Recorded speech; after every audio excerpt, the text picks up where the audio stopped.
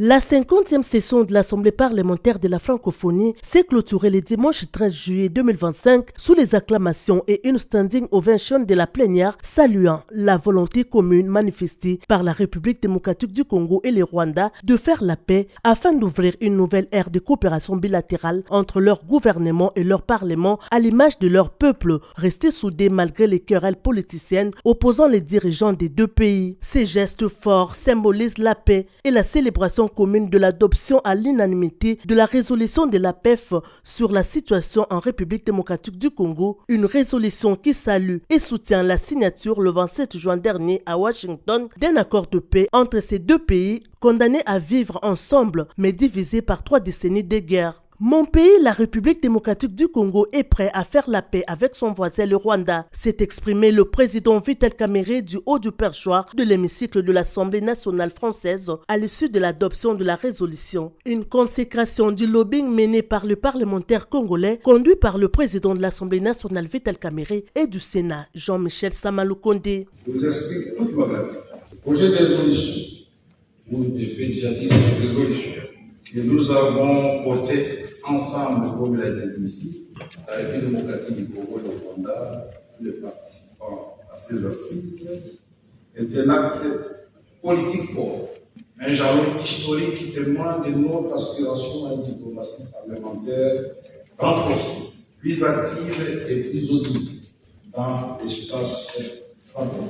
En agissant comme nous l'avons fait, en apportant un soutien clair et sans ambiguïté aux efforts de paix dans la région du Grand Lac, et plus particulièrement à l'est du Congo, à travers les différents processus en cours, nous avons prouvé que nous pouvions tenir fermement les gouvernails et éviter un avenir dans lequel nous sommes tous embarqués déjà connaître nos naufrages.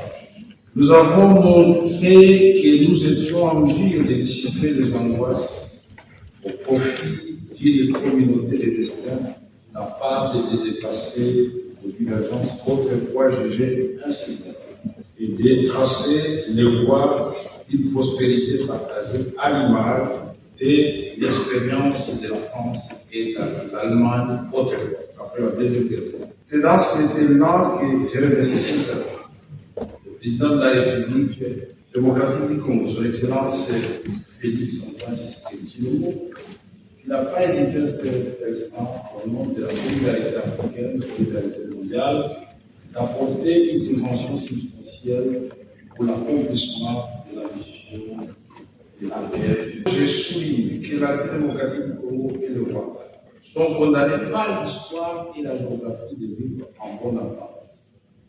Aucun des deux pays ne déteste l'autre, et le peuple des deux pays s'entend.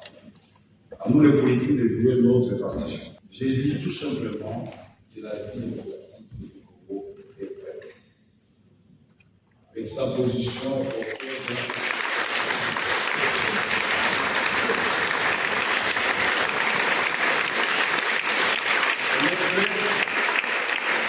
il est prêt à faire la paix avec son voisin, le Rwanda.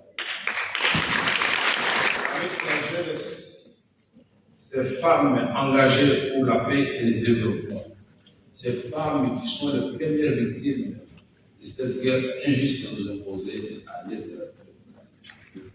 Pardonnez.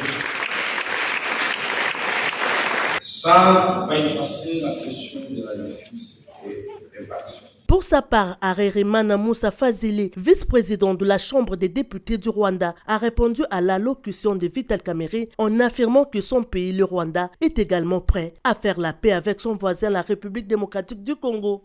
Chers collègues parlementaires, je prends la parole pour tout simplement dire que le Rwanda est également prêt à soutenir tous les efforts qui visent la paix.